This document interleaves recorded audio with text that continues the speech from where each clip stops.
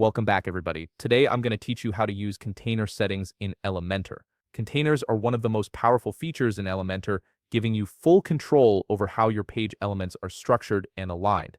Let's walk through how to set this up step by step. First, go to your WordPress website's admin dashboard and log in with your credentials. Once you're in, navigate to Pages and click on Add Page. This will create a new blank page for you to work with.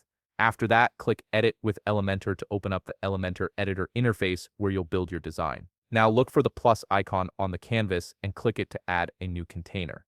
This is the foundation of your layout. When prompted, select the Single Structure option. This gives you a clean starting point to build from. Next, in the left panel search bar, type Container and you'll see the Container widget appear.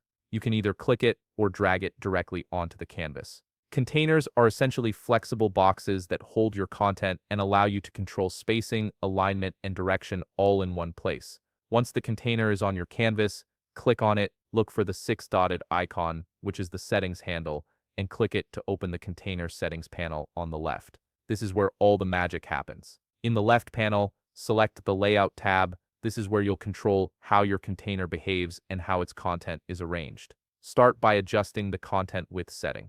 You can choose between boxed or full width, depending on how you want your container to span across the page. If you select boxed, you can also set a custom width in pixels or percentages to match your design needs. Next, choose the direction option. You can set it to row or column, and this determines how child items inside the container are arranged. Row places them side by side, while column stacks them vertically. This is essential for controlling your layout flow. Now set the Justify Content option. You can choose space between to evenly distribute items with space in between, or center to align everything to the center horizontally. This gives you precise control over horizontal alignment and spacing. After that, set Align items to either center or stretch for vertical alignment. Center will align all items to the middle of the container, while stretch will make them fill the full height. This ensures your content looks balanced and professional. Finally, click Publish or Save Draft beside the Publish button at the upper right of the page to save all your changes.